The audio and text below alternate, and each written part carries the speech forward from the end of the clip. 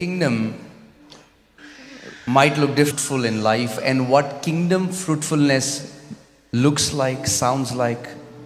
मैं थोड़ा वचन से बताना चाहता हूँ कैसे जीवन में फलवंत होना है और राज्य में फलवंत होना कैसा नजर आता है, कैसा दिखाई देता है, इसके बारे में. To be fruitful in the kingdom might look different than to be fruitful in the world. राज्य में फलवंत होना दुनिया में फलवंत होने से बहुत अलग दिखाई देगा. Amen.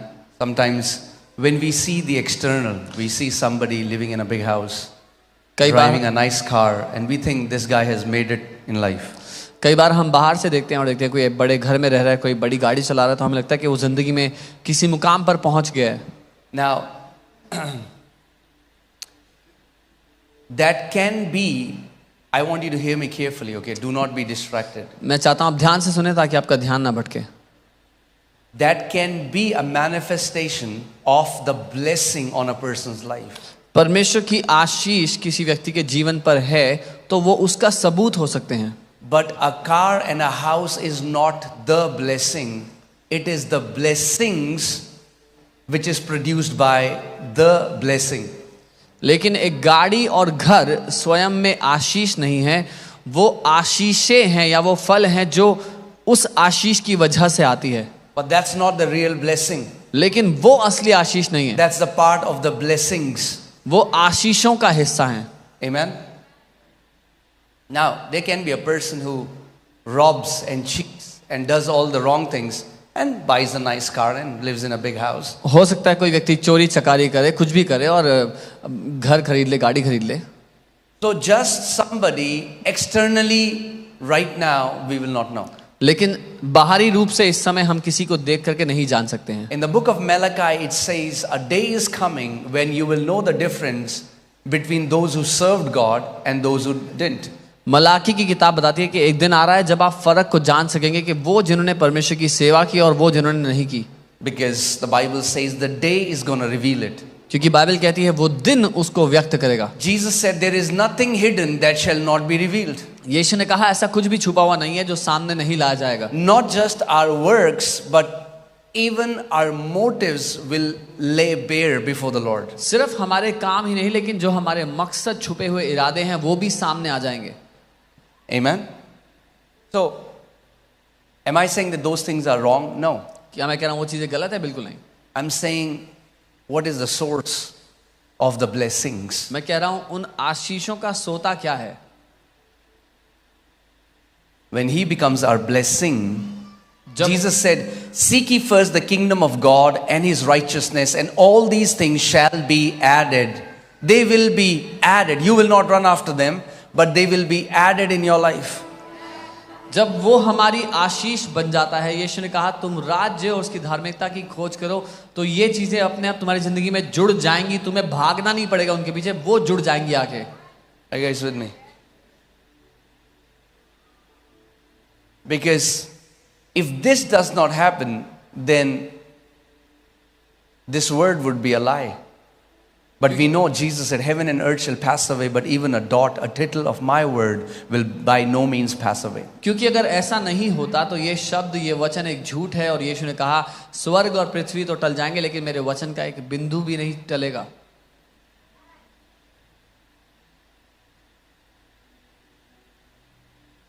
Tell your neighbor, don't work hard to be rich. अपने पड़ोसी से कहें अमीर होने के लिए मेहनत मत करें बहुत ज़्यादा. Now, it's very contrary to what we have heard.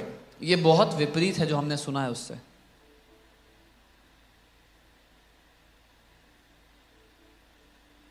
There are people, their goal in life is that they want to be rich. ऐसे लोग हैं जिनकी जिंदगी में एक ही लक्ष्य है और वो है अमीर होना. And that's not being wise in God's sight. और परमेश्वर की दृष्टि में ये बुद्धिमानी नहीं है. But if you seek him and his kingdom first, लेकिन अगर आप पहले उसको और उसके राज्य को खोजोगे, all these things that the world goes crazy after shall be added in your life. तो ये सारी चीजें जिसके पीछे दुनिया पागल हो रही है, भाग रही है यहाँ वहाँ, वो आपकी जिंदगी में जुड़ जाएंगे आगे. Are you guys with me?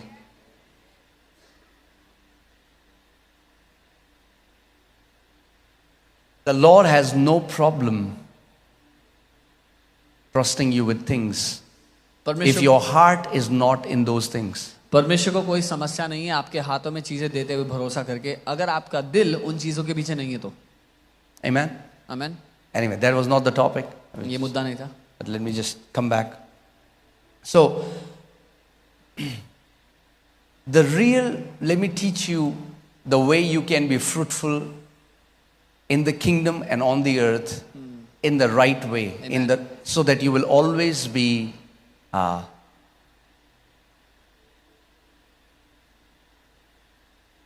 pure in the eyes of the Lord. आमीन। मैं आपको सिखाना चाहता हूँ क्या सही तरीका है जिससे आप फलवंत रहेंगे राज्य में और दुनिया में भी, और परमेश्वर की दृष्टि में पवित्र रहेंगे, शुद्ध रहेंगे। Amen. And that is listen and obey. और वो तरीका है सुनो और करो। Listen and obey. सुनो और उसकी उस आज्ञा को मानो। Amen. Now, I have been teaching you, and we did a series on that, and I've been teaching on faith for a long time. Some people have caught the DNA. Those who have caught the DNA, they are seeing the manifestation of it in their lives. मैं विश्वास के बारे में लंबे समय से सिखाता आया हूँ। जिन लोगों ने वो संदेश को पकड़ लिया, वो अपने जीवन में उसका सबूत देख रहे हैं। Now, how does faith come? विश्वास आता कैसे है? It comes by hearing, सुनने से, and hearing by the word of God. परमेश्वर के वचन से सुनने से। Now,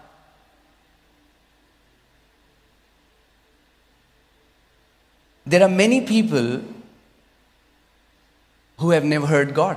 ऐसे बहुत से लोग हैं जिन्होंने कभी परमेश्वर को नहीं सुना, And because they have never heard His voice, और क्योंकि उन्होंने उसकी आवाज कभी नहीं सुनी, they don't operate in faith. वो विश्वास में नहीं चलते। Because here, the word hearing is the word. Hearing comes from the word. This word is not logos. This is not the written word. क्योंकि यहाँ पर सुनना वचन के द्वारा है, वचन यहाँ पर लिखित वचन की बात नहीं हो रही है, But it is rema. It's the spoken word. लेकिन बोले हुए वचन की, रेमा वचन की बात हो रही है। Are you guys with me? मेरे साथ हो? There are people who come to church Sunday after Sunday after Sunday, and they hear the speaker, but very few hear the voice behind the message. ऐसे लोग हैं जो Sunday दर Sunday church आते हैं और जो वक्ता है उसको सुनते हैं, लेकिन उस वक्ता के पीछे जो आत्मा कह रहा है उसको बहुत कम लोग सुनते हैं। You can carry your Bible, आप अपनी बाइबल उठा के आ सकते हैं, you can memorize the scriptures, but until you encounter the voice of the Lord, उसकी आयतों को रट सकते हैं, लेकिन जब तक परमेश्वर की आवाज से आपका आमना सामना नहीं and by voice, I am not talking about a floating voice in your room, और मैं जब आवाज कह रहा हूं तो ये नहीं कह रहा आपके कमरे में आपको एक गूंजती हुई आवाज talking about the voice behind the I'm talking about the voice behind the word. मैं बात कर रहा हूं वचन के पीछे जो आवाज है, वो The voice behind the word. वचन के You पीछे जो need आवाज to encounter the voice behind the word. वचन के पीछे जो आवाज है, हमें उसका आमना सामना करना जरूरी है। Amen. Are you guys here? यहाँ है, Jesus said, "My sheep hear my voice and they follow me." If you don't hear His voice, you cannot follow Him in the capacity He wants you to follow Him. यीशु ने कहा मेरी भेड़ें मेरी आवाज को सुनती हैं और मेरा पीछा करती हैं, मेरे पीछे चलती हैं। अगर आप उसको नहीं सुनेंगे तो उस क्षमता में उसका पीछा नहीं कर पाएंगे जैसा वो चाहता है। Amen. And many believers don't hear God's voice because they are distracted. और बहुत से विश्वासी इसलिए परमेश्वर की आवाज को नहीं सुन पाते क्योंकि उनका ध्यान भटका हुआ है। It takes a calm spirit to hear the voice of the Lord. एक शांत आत्मा चाहिए होती है परमेश्वर की आवाज को सुनने। If you're constantly worried, if you're constantly filled with bitterness and envy, and you're thinking about what the other person is doing, and you get discouraged with little things, guess what? It will be very, very difficult for you to hear God's voice. अगर आप लगातार चिंतित हैं, कड़वाहट से भरे हैं, यहाँ वहाँ वो मेरे बारे में क्या सोच रहा होगा ये सोच रहे हैं, तो आप बहुत कठिन होगा परमेश्वर की आवाज सुनना आपके लिए। That's why the Bible says in Psalm 46, "Be still and know that I am God." You need to be still, and this word "know" comes from the Hebrew word "yada," which means know me experientially, not just through reading about me, but I want you to know me because He's a person. God wants you to know Him experientially. इसीलिए भजन 46 में वचन कहता है कि स्थिर हो जा, ठहर जा और जान ले कि मैं परमेश्वर हूं। और यहाँ पर जो जान ले शब्द है वो जानना यदा शब्द से आता है, जिसका मतलब है अनुभव के द्वारा। परमेश्वर नहीं चाहता हम उसको ज्ञान के रूप में जाने, वो ज्ञान नहीं है, वो एक व्यक्ति है, वो चाहता है हम उसको व्यक्तिगत रूप से जाने। Hear this. सुनिए, The prophets who wrote the Bible, वो भविष्यद्वक्ता जिन्होंने बाइबल को लिखा, the disciples who wrote the Bible, वो चेले जिन्होंने बाइबल को लिखा, they heard the voice and उन्होंने then they wrote the text. उन्होंने आवाज को सुना, फिर अक्षर को लिखा। There was a voice before there was a text. इससे पहले कि अक्षर लिखे जाते एक आवाज थी। A prophet writes, when you will read Old Testament, you'll read it again and again. The word of the Lord came unto me. जब आप पुराना नियम पढ़ेंगे तो बार बार देखेंगे भविष्यद्वक्ता लिखते हैं कि यहोवा का वचन मेरे पास आया। And the Lord said, Son of man, write this. और प्रभु ने कहा, मनुष्य के पुत्र ये लिख। Amen? Amen. So this, the purpose, why did God ask them to write it? ये उद्देश्य क्या है, परमेश्वर ने क्यों लिखने के लिए बोला इनको? God spoke to one man. परमेश्वर ने एक आदमी से बात की। But because the word of the Lord is alive, the word that came to one man and it was written still has the Spirit of God hovering over it, that any man who stays in that word will encounter the same voice of God as that prophet encountered. पर क्योंकि परमेश्वर का वचन जीवित है और परमेश्वर का आत्मा उस वचन पर अभी मंडरा रहा है, अगर कोई भी व्यक्ति उस वचन का आमना सामना कर लेगा तो उसके पीछे जो आत्मा है उसका आमना सामना कर लेगा। Amen.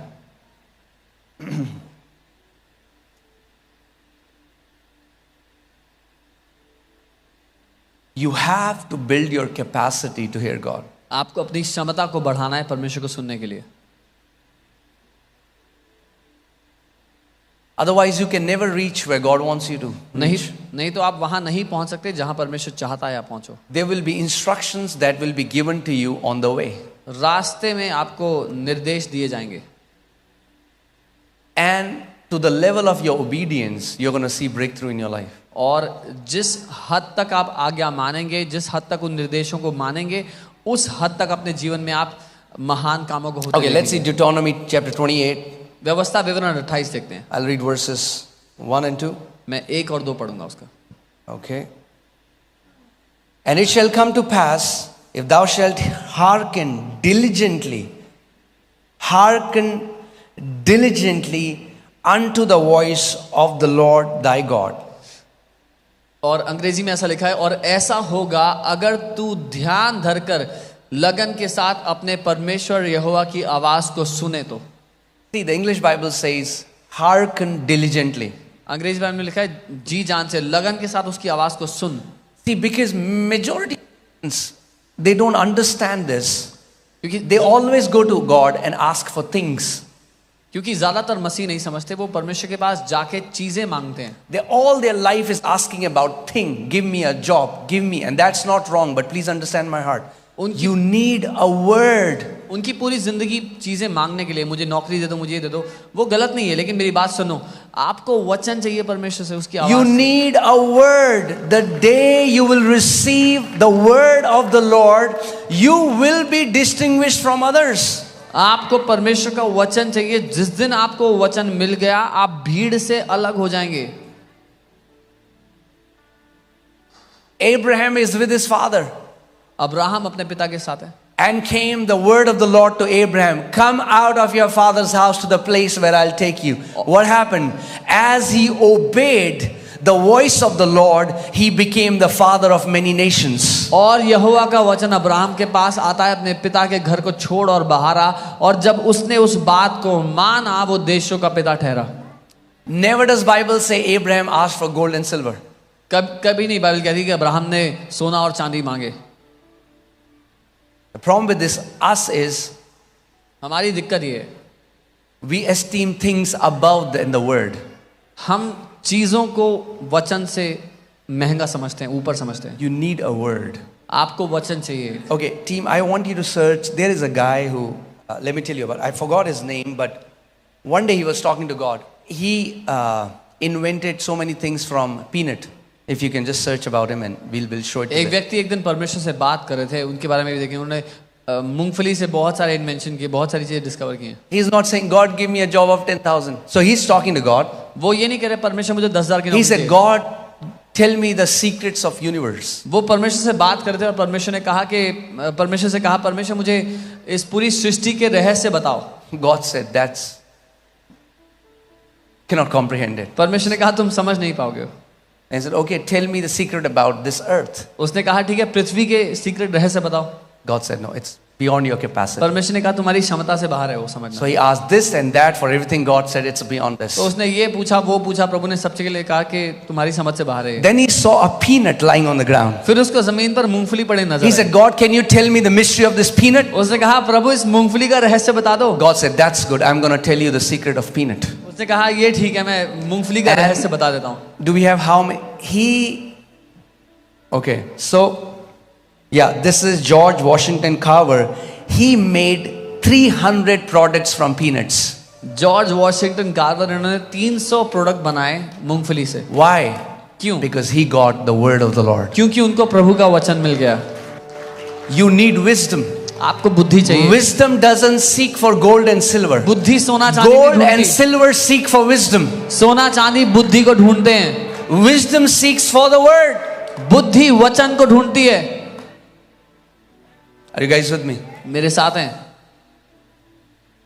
If we ask the same way people in the world ask, then there is some problem. अगर हम वैसे ही मांगते हैं जैसे दुनिया के लोग मांगते हैं तो कुछ दिक्कत है। You need to ask a word. हमें वचन Your मांगना business isn't growing. God, I don't ask for more customers. Give me a word. आपका वचन Word that will elevate my business. आपका- Give me a word that will bless my marriage. Give me a word that will bless my church and ministry. I need a word from you, Lord. अगर आपका business नहीं बढ़ रहा तो उससे और customers मत मांगो, उससे वचन मांगो जिससे आपका व्यवसाय बढ़े, आपकी शादी बेहतर हो, आपके जीवन की हर एक बात उस वचन के द्वारा। Amen? Come on, tell your neighbor, say you need a word. अपने पड़ोसी को कहो तुम्हें वचन चाहिए। Hear this carefully. You will not hear God's voice as long as you are okay without it. और मेरी बात ध्यान से सुनो, जब तक आपके लिए चलता है बिना परमेश्वर की आवाज सुने जीना, आप उसकी आवाज को नहीं सुनो। As long as you're okay being a religious Christian, I go to church on Sundays and I'm okay with it, that's how you're going to live. जब तक आपके लिए धार्मिक ईसाई होना चलता है कि मैं संडे को चर्च जाता हूँ इतना काफी है, तो वैसे ही आप जिएंगे। There is a man of God and they were so poor परमेश्वर के एक जन बहुत गरीब थे। that one time in church offering tray was being passed. एक बार ऑफरिंग की ट्रे दी जा रही थी तो They had nothing उनके पास कुछ नहीं था देने के लिए। and he wanted to.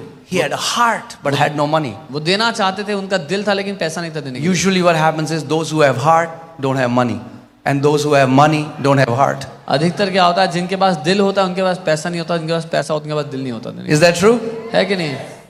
But not in this church. पर We इस are चर्च में different. ऐसा नहीं है। Amen.